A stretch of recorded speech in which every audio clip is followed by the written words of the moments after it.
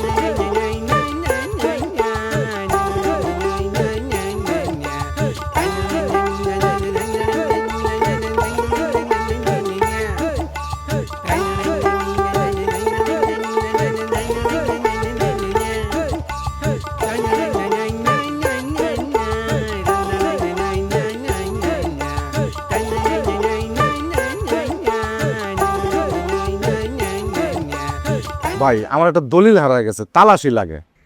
হ্যাঁ, ভাই ডাকতেছেন কারে? এটা কি অফিস? এটা সরকারি অফিস। সরকারি অফিসে কেউ কারো ভাই ব্রাদার লাগান, বুঝছেন? স্যার ডাকবেন।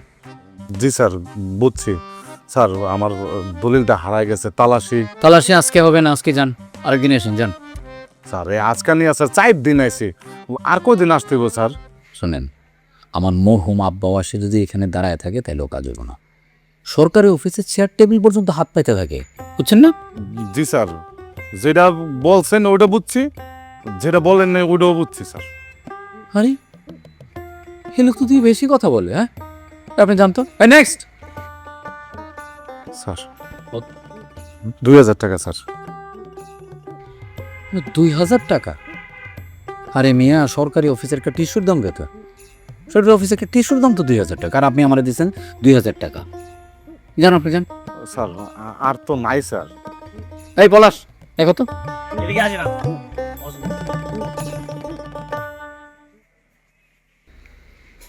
স্যার খাজনা কয় বছরের? 3 বছরে। 3 বছরের খাজনা? এই যে 3 বছর ধরে জমিটা খাইতেছেন, এটা কি হালাল হয়েছে? কোনোটাই হারাম, হ্যাঁ? দেন কাগজপত্র দেন।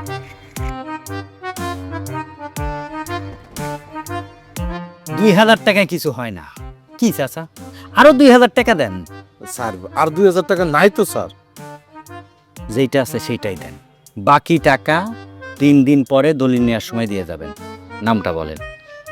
দাঁড়ান, আগে নামটা বললেনি, তারপরে দিক। 5000-এর কম হবে না। 5000 টাকা দিব মানে? সরকারি হিসেবে তো 700 থেকে 800 টাকা আসে। আচ্ছা, তাহলে এখানে আসছেন কেন? সরকারের কাছেই যান। সরকারের কাছে যাবো কেন? সরকার বেতন দিয়ে আপনাদেরকে রাখছে কিসের জন্য? সরকার যদি আমাদেরকে বেতন দিয়ে রাখে তাহলে কৈফতটা আপনার কাছে দিব, কোনো সরকারের কাছেই দিব। শুনেন, তো বড় বড় কথা বলে কোনো লাভ নাই। কাজ যদি করাইতে চান তাহলে 5000 টাকা দেন, দেন। আরে যাই হোক, এত কিছু বুঝি না ভাই। সরকারের অফিসে তো একটা খরচ আছে, এটা বুঝতে হবে না আপনার? আচ্ছা ঠিক আছে, দেন 2000 দেন, দেন।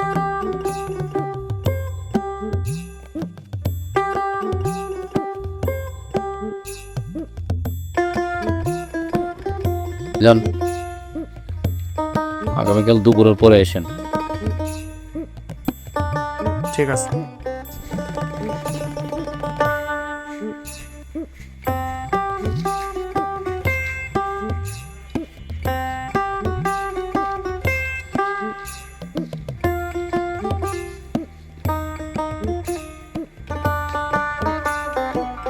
বলছে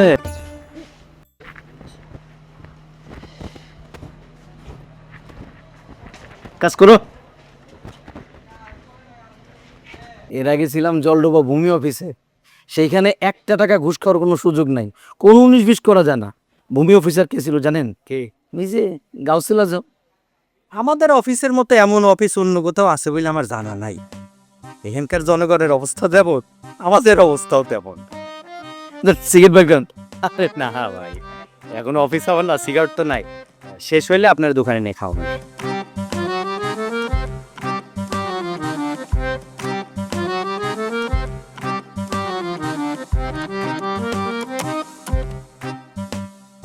ছেলের বয়সটা একটু বেশি মনে হইতেছে।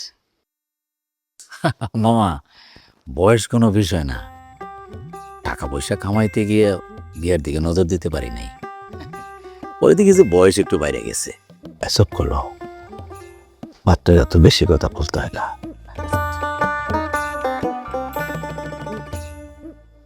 ভাই সাহেব, ওই বয়স হচ্ছে, ছেলে বেশি টাকা কামাই ফেলছে তো, সেই জন্য একটু বেশি কথা বলতেছে। আর একটা বিষয় হইতেছে কি, টাকার ক্ষমতা যার বেশি থাকে, বয়স তার কাছে পান্তা ভাত। মেয়েকে আসতে বলেন। বিউটি, মা এদিকে আয় তো।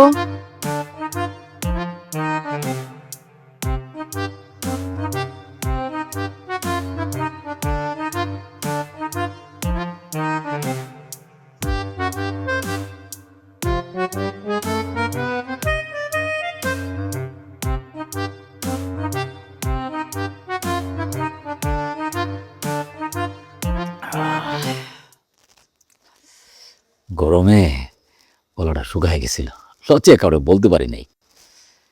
মাশাল্লাহ, শরবত খুব সুস্বাদু হয়েছে।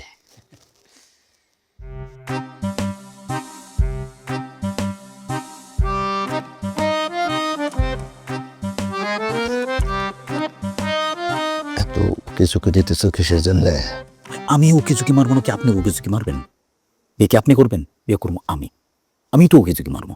বিয়ে করার পরে বাড়িতে নেওয়ার পরে যদি দেখি জাল দলিল, পাল্টানোর কোনো ব্যবস্থা থাকবো? মা, রান্না বান্না কিছু পারো? জি, সব রান্নাই পারি।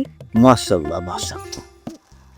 কি মাশাল্লাহ মাশাল্লাহ, ইউটিউব দেখে দেখে আজকাল সবাই ভালো রান্না বান্না করতে পারে।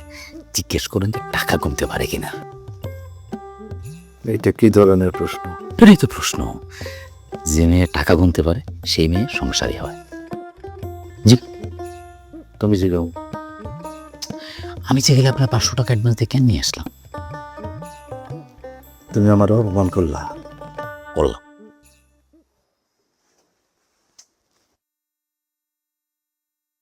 টাকা গুনতে পারো? কত টাকার নোট? কত টাকা গুনতে হবে? টাকা গুনতে হবে না, মাশাল্লাহ, টাকার প্রতি তোমার যে আগ্রহ আছে এতেই আমি খুশি।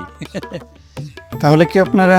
হ্যাঁ মামা, আমার ছোট্ট আরেকটা কথা আছে।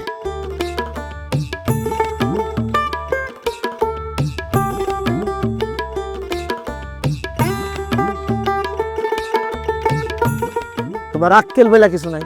কেন, আমি আবার ব্যাক করলাম কবে? পাত্রের সামনে ফট করে যৌতুক চায় বসলা। আরে ভাই, বিয়েটা তো একটা লস প্রজেক্ট, তো যৌতুক ছাড়া আমি বিয়ে করবো কেন? শোনো, নায়িকা শাবনূর যদি অস্ট্রেলিয়া থেকে উড়ে এসে আমারে বলে যে গফুর তোমার আমার পছন্দ হয়েছে, তোমার আমি বিয়ে করতে চাই, আমি আগে জিগামো যৌতুক দিবা কত? সামনে ঠেকা পড়ছে, সে অস্ট্রেলিয়া থেকে উইরা এসে তোমারে বিয়া করতে রাজি হইব। শোনো, মেয়ের মামা যে রাজি হইছে তার একটা অল্প বয়সী ভাগ্নিরে তোমার কাছে বিয়া দিতে, এইটা তোমার 7 জন্মের ভাগ্য। আমার যৌতুক? আরে ভাই, তুমি তো বুঝতেছো না, মেয়ের বাবা নাই, মামা বাড়িতে মানুষ হইছে। আরে জামাই আদর বলে তো আমি শ্বশুর বাড়ি থেকে কিছুই পাবো না। মেয়ের হক হিসাবে মামা বাড়ির যে সম্পত্তিটা পাবে ওইটাই আগে চাইতেছি, আগে পরে তো আমিই পাবো, একটু আগে নিয়ে নিতেছি, এটাই তো। বুঝছি। কি বুঝছো? এই জন্মে তোমার আর বিয়া কপালে নাই। তোমার জন্য পাত্রী দেখতে দেখতে আমি আর বেজ্জত হইতে চাই না। এই ইজ্জত তো সস্তা হলো কবে থেকে? হ্যাঁ,